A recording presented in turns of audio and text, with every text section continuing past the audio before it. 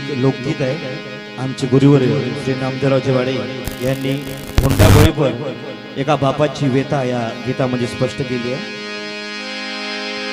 आंब्याची सावली चिचावर गेली,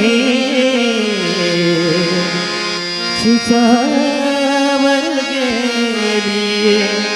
आंब्याची सावली चिचावर गेली, आंब्याची सावली चिचावर गेली. न पोरगी झाल्यावर बापानं असं जावयाची केली, न पोरगी झाल्यावर बापानं असं जावयाची केली.